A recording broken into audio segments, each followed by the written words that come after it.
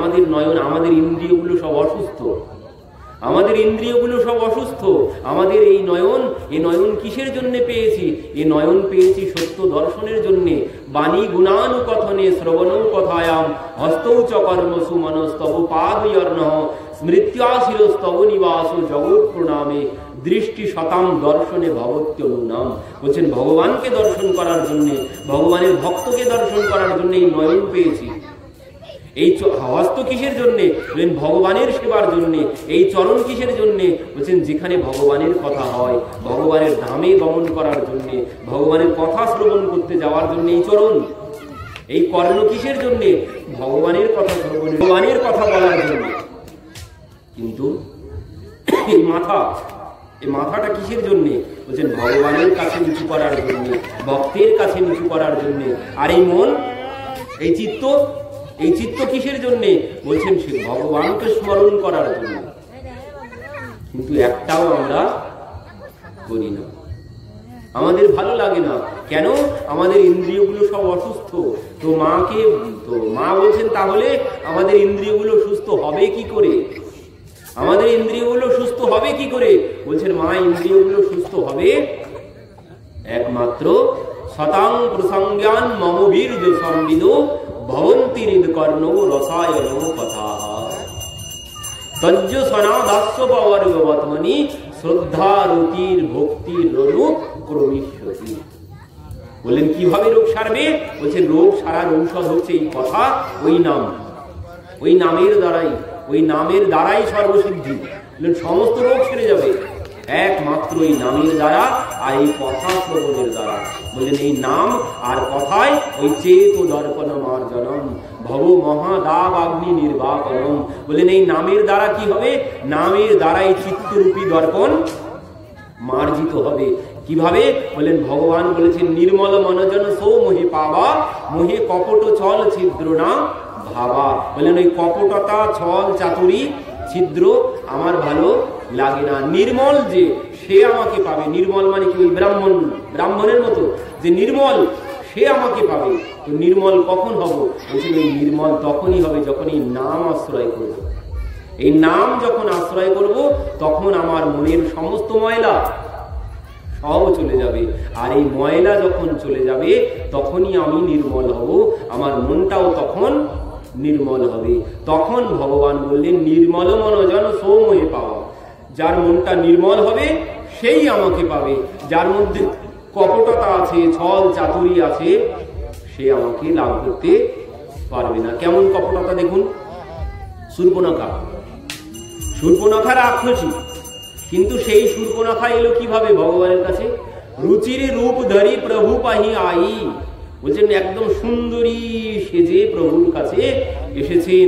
আর এসে হেসে হেসে বলছেন যে তুম সম পুরুষ না মো সম নারী এহ সংযোগ বিধি রচা বিচারী। বলছেন আমার মতো নারী জগতে নেই, আমি আমার বিবাহযোগ্য পাত্র এখনো খুঁজে পাইনি। তো তুমি হলে চলতে পারে, তুমি আমাকে বিবাহ করো। তো ভগবান কি বললেন? ভগবান তার দিকে তাকালেনও না, ভগবান কি বলছেন? শীতয়ে চিতয়ে কহি প্রভু বাতা আহই কুমার মোরে লঘু ভ্রাতা। বলছেন শীতয়ে চিতয়ে কহি প্রভু বাতা অহই কুমার মোরে লঘু ভ্রাতা। তুমি আমার ভাইয়ের কাছে যাও, আমার ভাইয়ের এখনো বিবাহ হয়নি, আমার ভাই তোমাকে বিবাহ করবে। ভাইয়ের বিবাহ হয়নি, লক্ষ্মণজির বিবাহ হয়নি, লক্ষ্মণজির বিবাহ হয়ে গেছে, শূর্পণখার বিবাহ হয়নি। শূর্পণখা বলছেন আমি এখনো বিবাহ করবো এমন পাত্র খুঁজে পাইনি। এই জন্য ভগবান বললেন যাও, তুমিও যেমন কুমারী, আমার ভাইও তেমন কুমার। এরও বিবাহ হয়ে গেছে, ওনারও বিবাহ হয়ে গেছে, কিন্তু শূর্পণখা মিথ্যা বলেছেন। এই জন্য ভগবানও মিথ্যা বলে দিলেন, যাও আমার ভাই এখনো বিবাহ করেনি, আমার ভাই তোমাকে বিবাহ করবে। পরবর্তীতে কি হলো? নাক কান কাটিয়ে বাড়িতে পাঠিয়ে দিলেন। কেন? ওই কপটতা করে এসেছিলেন, রাক্ষসী সুন্দরী সেজে এসেছেন, এসেও আবার মিথ্যা কথা বলছেন। তো ভগবান বলছেন এমন কপটতা আমি ছল চাতুরি পছন্দ করি না। তো কি আবার এনারই ভাই, এই শূর্পণখার ভাই এসেছিলেন ভগবানের কাছে। এই শূর্পণখারই ভাই কে বলতো? বিভীষণ। শূর্পণখারই ভাই বিভীষণ এসে সরাসরি প্রভুর কাছে এসেছেন, এসেই পরিচয় দিচ্ছেন কি নাথ দশানন কর্মে ভ্রাতা।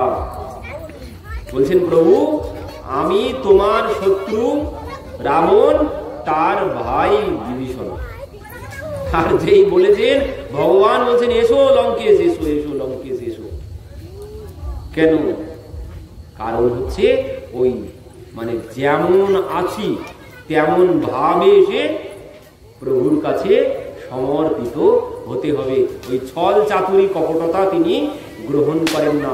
যদি গ্রহণ করতেন, শূর্পণখা সুন্দরী সেজে এলেন, ওদিকে সেই শবরী মাতা, শবরী মাতা বৃদ্ধা হয়ে গেছেন, তো শবরী মাতাকে গিয়ে বলছেন ভামিনী গজগামিনী। ভামিনী মানে সুন্দরী বলছেন, শবরী মাতাকে বলছেন সুন্দরী, অথচ বৃদ্ধা হয়ে গেছেন সে, তাকে গিয়ে বলছেন সুন্দরী। তো ভগবান কোন সুন্দর দেখেন? ভগবান ভিতরের সুন্দর দেখেন, ও বাইরের মেকআপ তিনি দেখেন না, তার ভিতরটা কত নির্মল হয়েছে, তার কাছে সেটাই হচ্ছে সৌন্দর্য। বাইরের সৌন্দর্য কোনো সৌন্দর্য নয়, তোমার ভিতরটা কেমন সুন্দর হয়েছে, ভিতরটা কেমন নির্মল হয়েছে, তিনি সেটা দর্শন করেন। তো সেই ভিতর নির্মল হবে কি করে? বললেন সেই ভিতর নির্মল হবে একমাত্র এই নামের দ্বারা। অন্য কোনো সাধন নেই এই ভিতর নির্মল করার। এই নাম ছাড়া জগতের আর অন্য কোনো সাধন নেই যে মনটাকে নির্মল করতে পারে, চিত্তরূপী দর্পণকে মার্জিত করতে পারে। এই জন্যে মহাপ্রভু এই কলিজীবের জন্য এই নামের ব্যবস্থা করেছেন।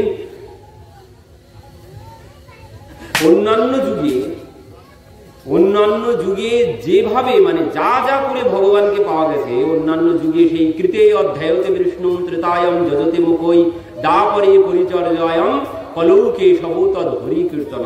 বলছেন সেই সত্য যুগে ধ্যান করে, হাজার হাজার বছর ধরে ধ্যান করে যে ফল লাভ হয়েছে, হাজার হাজার বছর ধরে সত্য যুগে ধ্যান করে যে ফল লাভ হয়েছে, ত্রেতা যুগে শত শত যজ্ঞ করে যে ফল লাভ হয়েছে, দাপর যুগে পূজা করে যে ফল লাভ হয়েছে, সেই ফল লাভ হবে কলিযুগে শুধুমাত্র ওই নামের দ্বারা, শুধুমাত্র নামের দ্বারা। এই জন্য মহাপ্রভু বললেন ধররে ভাই নামের মালা, ঘুচে যাবে ত্রিতাব জ্বালা। কলি যুগের যুগ ধর্ম নাম যজ্ঞ সার, অন্য কোন ধর্ম করিলে নাহি হয় পার। পায়ে না কই গতি পতিত পাবন, রাম ভজ শুনু সঠো মন।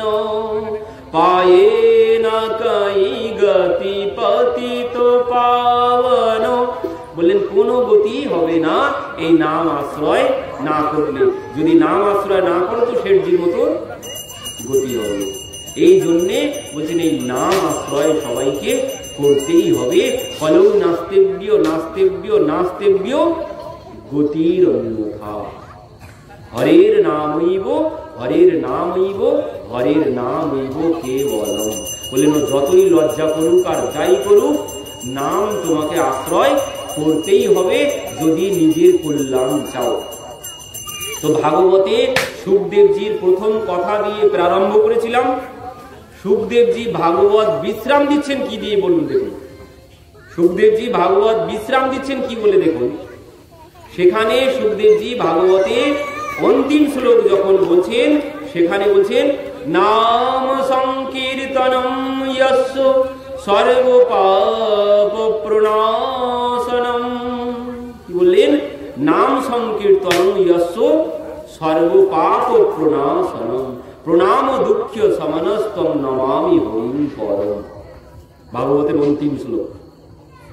আর ওই যে এতন্নির্বিদ্যমানানাম ঈক্ষিতম অকুত ভয়ম যোগীনাম নৃপনির্ণীতম হরের নামানুকীর্তনম, এটি হচ্ছে সুখদেবজির প্রথম কথা। আর অন্তিম কথা হচ্ছে ওই একই কথা তিনি বলেছেন যে নাম সংকীর্তনম যস্য সর্ব পাপ প্রণাশনম।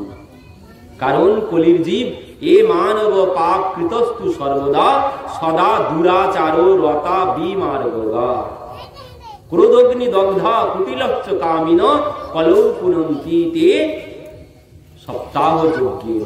বলছেন এই কলির জীব কেমন? বলছেন এ মানবা পাপ কৃতস্তু সর্বদা। কলির জীব সদা সর্বক্ষণ কিছু করুক আর না করুক, একটা জিনিস একটা কথা গ্যারান্টি দিয়ে বলা যায়, পাপ সে করছেই করছে। কলির জীব প্রতি মুহূর্তে পাপ করছেই করছে। তো চললেও পাপ, পায়ের তলায় কত পিপিলিকা মারা যাচ্ছে, কত ছোট ছোট প্রাণী মারা যাচ্ছে, তো পাপটা আমরা করছি, প্রতিদিন পাপ জমা হচ্ছে। তো এই জন্য বলছেন কলির জীব তো পাপ ছাড়া কোনো কিছু করছে না।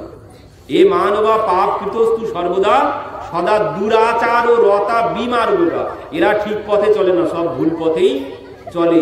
আরো কি ক্রোধ অগ্নি দগ্ধা কুটিলচ্চ কামিনী, বলছেন এরা সব ক্রোধের আগুনে জ্বলে মরছে, মানে টেনশনে।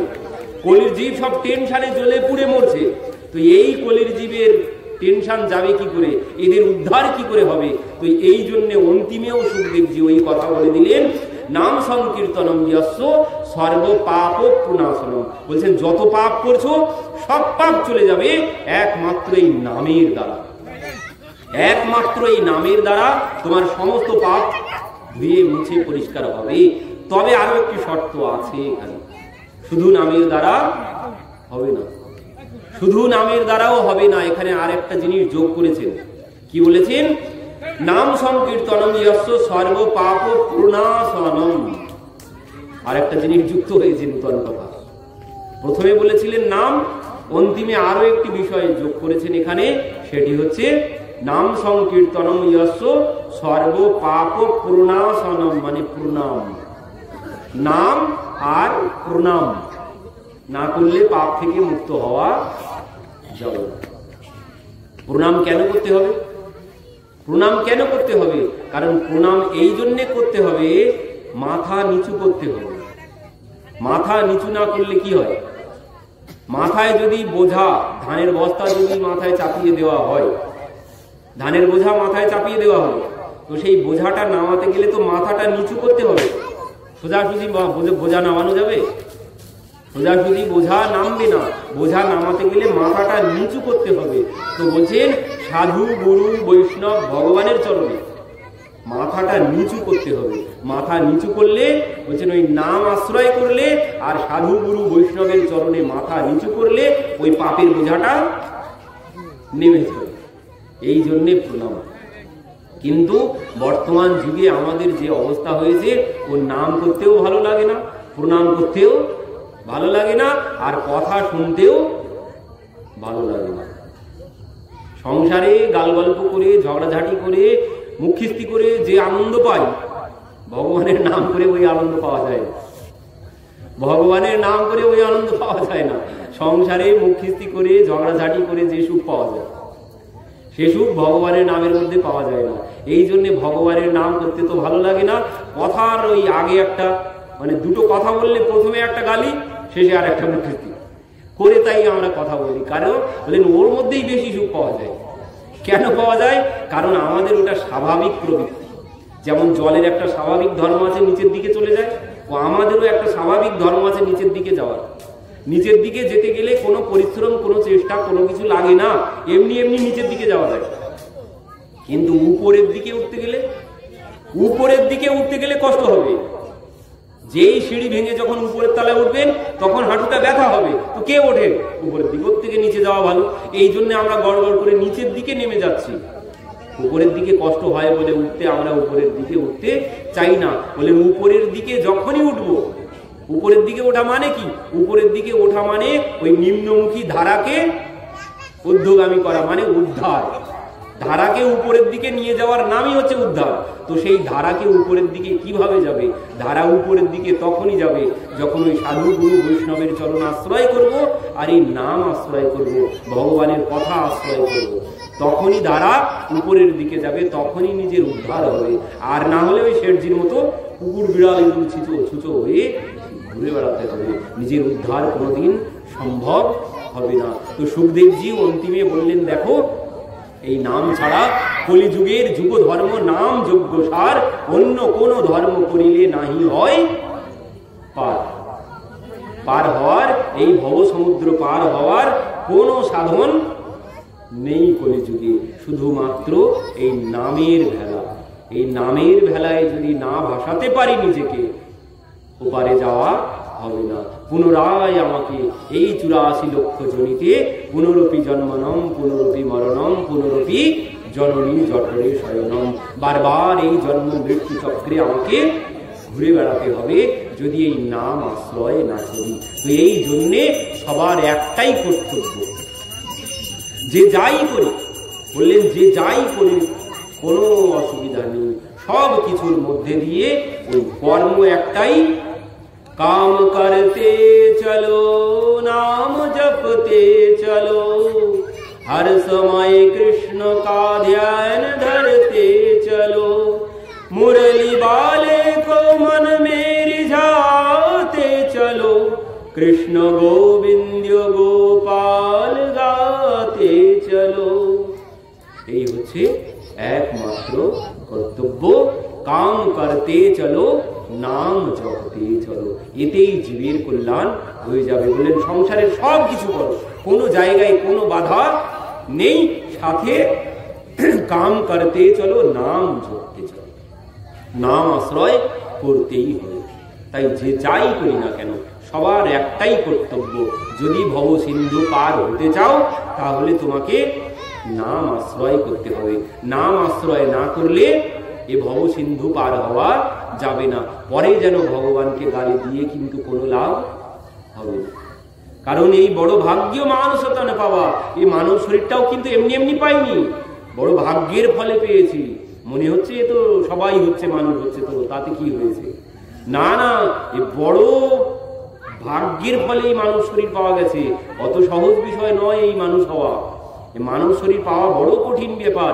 ভগবান বলছেন বড় মানে জীবের কষ্ট দেখে সহ্য না করতে পেরে, জীবের কষ্ট দেখে 84 লক্ষ জনিতে জীব যে যন্ত্রণা ভোগ করছে, এই যন্ত্রণা তিনি সহ্য না করতে পেরে একটা সুযোগ দিয়েছেন মাত্র। নির্দেহ মাধ্যম সুলভম সুদুর্লভম প্লাবম সুকল্পম গুরু কর্ণধারম, বললেন এই নির্দেহ মানব দেহ তিনি দিয়েছেন অতি সুলভে, অতি দুর্লভ বিষয়, অতি দুর্লভ বিষয় এই মানব শরীর, কিন্তু আমরা তার দুর্লভতাই দেখতে পাচ্ছি না। এ বড় দুর্লভ, এ কিন্তু একবার হারিয়ে গেলে আর পাওয়া যাবে না, একবার যদি হারিয়ে ফেলি আর কিন্তু পাওয়া যাবে না। সেই 84 লক্ষ জনি আবার ঘুরে ঘুরে আসতে হবে, তারপর এই মানব শরীর যদি পাওয়া যায়। এ এত সহজ বিষয় নয়, এ বড় ভাগ্যের ফলে, কত পরিশ্রমের ফলে, কত কষ্ট পাওয়ার পরে এই মানব শরীর পেয়েছি, কিন্তু এখন আর কোনো কিছু মনে নেই। এখন হইয়া মায়ার রাস করি না না অবিলাস তোমাস মরণ গেল ঘুরে, এখন আর কোনো কিছু মনে নেই। বলছেন ওই অতি দুর্লভ বিষয় যদি কেউ সুলভে পেয়ে যায়, তখন আর তার মূল্য কেউ আমরা দিতে পারি না। তো সেই অবস্থা হয়েছে আমাদের, আমরা অতি দুর্লভ বিষয় পেয়েছি এই মানব শরীর, কিন্তু তার মূল্য আমরা দিতে পারছি না। কেন? ওই সহজে পেয়ে গেছি, এই জন্যে আমরা তার মূল্য দিতে পারছি না।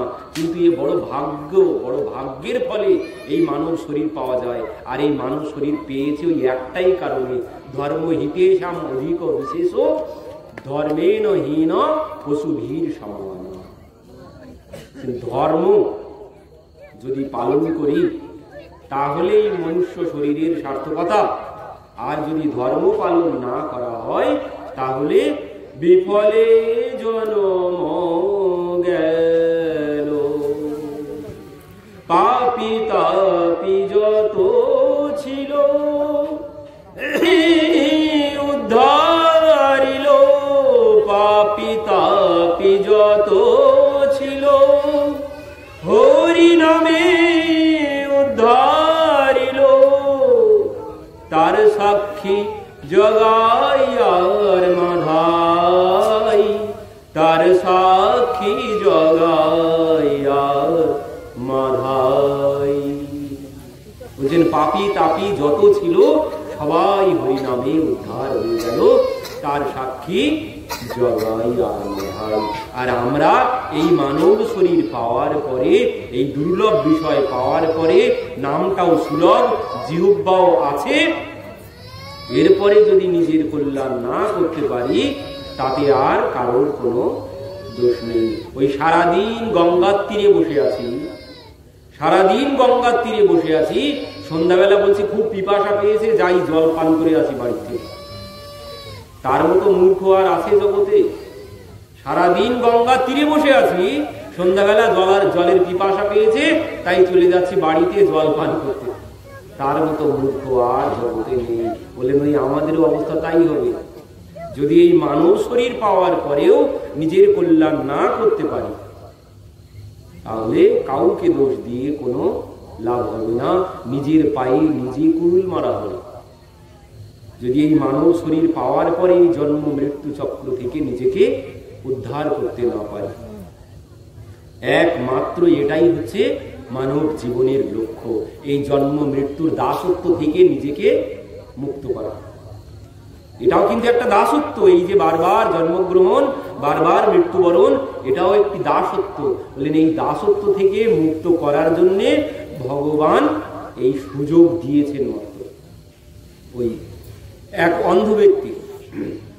অন্ধ ব্যক্তি ঘরের মধ্যে গেছে, এবার তাকে যে নিয়ে গিয়েছিল হাত ধরে, সে যাওয়ার সময় বলছে দেখো তোমার যখন বাইরে যাওয়ার দরকার হবে তুমি ওই হাতটা বাড়িয়ে চলতে থাকবে, হাতটা বাড়িয়ে চলতে চলতে দেখবে দেয়াল পাবে, আর ওই দেয়াল পেলে আর হাতটা সরিও না, ওই দেয়াল ধরে চলতে থাকবে, চলতে চলতে দেখবে এক সময় আর দেয়াল হাতে পাবে না, তখন তুমি জানবে যে দুয়ার মানে দরজায় এসে গেছো, বাইরে বেরিয়ে যাবে।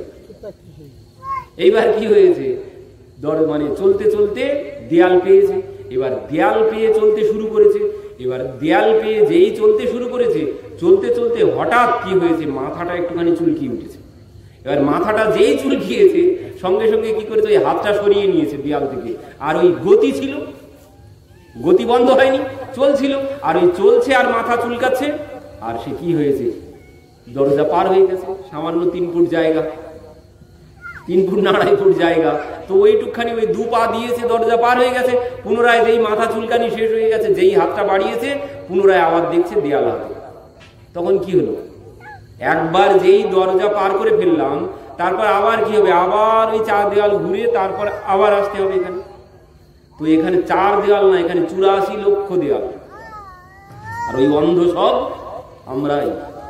আর এই 84 লক্ষ দেওয়াল বললেন একবার যদি দরজা পার করে ফেলি, তাহলে কিন্তু পুনরায় পাক দিতে হবে 84 লক্ষ দেওয়াল। তো এই জন্যে বলছেন ঘুমিও না, জাগো, তস্মাৎ জাগ্রতি জাগ্রতি জাগ্রতি।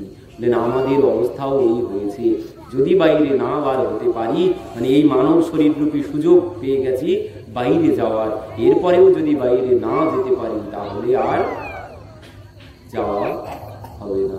এই জন্য বলেছেন বড় ভাগ্য মানুষ তন পাওয়া সাধন ধাম মোক্ষকর দ্বারা। বলেন ওই মোক্ষ লাভের জন্য এই মানব শরীর আমরা লাভ করেছি। আর এই নাম আশ্রয় সবাইকে করতেই হবে। পরশ মণি পাইয়া কহে কনজন, আজি নহে কালী লব থাকুক এখন, যে কহে সে নির্বোধ, কালী মেলে কি না মেলে নাহি জানে তত্ত্ব। মানে কাল পারবো কিনা তার কোনো ঠিক ঠিকানা নেই। এই জন্য আজ এক্ষুনি এখন থেকে নাম করা শুরু করে দিতে হবে। প্রহ্লাদ মহারাজ বলেছিলেন কৌমার আচরে প্রাজ্ঞ ধর্মান ভাগবতানিহ। বললেন সেই বুদ্ধিমান যে অল্প বয়সে ভগবানের নাম করতে শুরু করে দেয়, কারণ বড় হয়ে গেলে, বয়স বেশি হয়ে গেলে আর ভগবানের নাম করা যায় না। যত বড় হব তত টেনশন বেশি হবে, যত বড় হব তত টেনশন বেশি হবে। আর তখন মনে হবে দাঁড়াও এই টেনশনটা যাক তারপরে করব, ওই টেনশনটা যাওয়ার পরে আরো 10টা টেনশন এসে যাবে, তখন বলবো ওটা যাক তারপরে করব।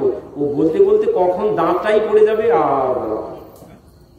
আর বলা হবে না।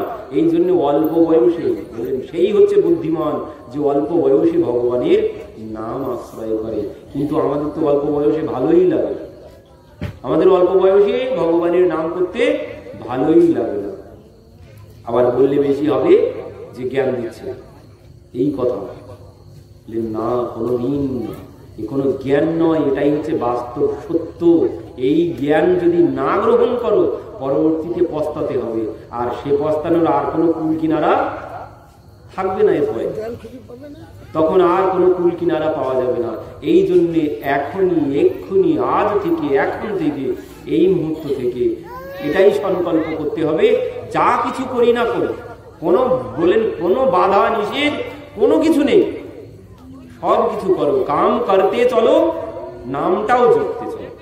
সংসারের সমস্ত কাজও করো, সাথে নামটাও করতে থাকো।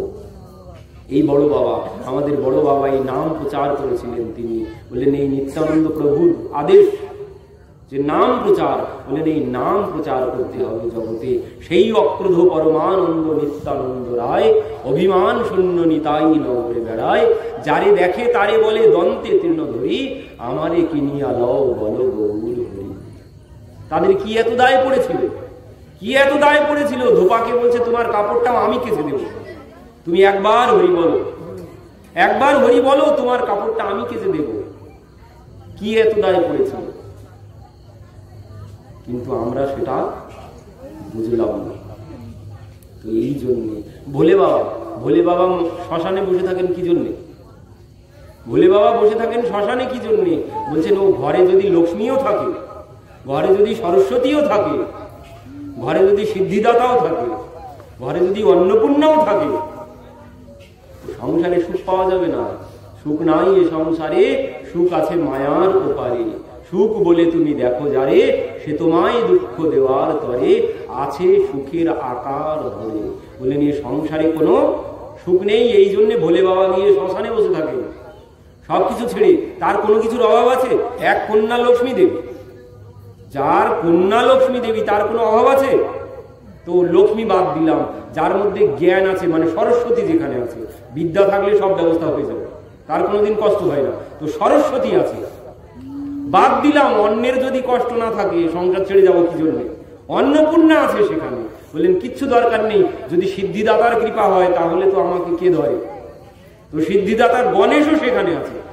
সব কিছু থাকা সত্ত্বেও তিনি শ্মশানে গিয়ে বসে আছেন। কেন? বলছেন দেখো ওইসব দিয়ে কোনোদিন কোনো কিছু হবে না। ওসব এখন মনে হচ্ছে যে সবই, কিন্তু সব কোনো কিছু নয়। ও খেলার সাথী গো যারা, সাথে যে যাবে না তারা, একলাই চলে যেতে হবে সাধের এ দেহখানি নিয়ে, যে শ্মশান ভূমি এক মুঠো ছাই হয়ে যাবে। বলে বাবা বলছেন আমাদেরকে, बोल हरि हरि हरि बोल, केशव माधव गोविंद बोल। बोल हरि हरि हरि बोल, केशव माधव गोविंद बोल। বুঝলেন? বলো হরি বল, বলো হরি বল, বলো কেশব মাধব গোবিন্দ। যে কোনো একটা নাম আশ্রয় করো, ও লক্ষ্মীতেও কোনো কল্যাণ হবে না, ও সরস্বতীতেও কোনো কল্যাণ হবে না, ও অন্নপূর্ণাতেও কোনো কল্যাণ হবে না, ও সিদ্ধিদাতায়ও কোনো কল্যাণ হবে না।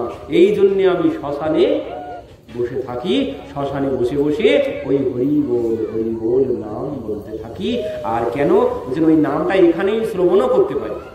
এখানে যেমন নামে মনটাও বসে, শ্রবণটাও এখানে করা যায়। কারণ জগতে কেউ অন্য জায়গায় ঘরে করুক আর না করুক, শ্মশানে আসার সময় বলে হরি হরি বল, তখন বলে। আর অন্য সময় বলুক আর না বলুক, এই সময় বলে।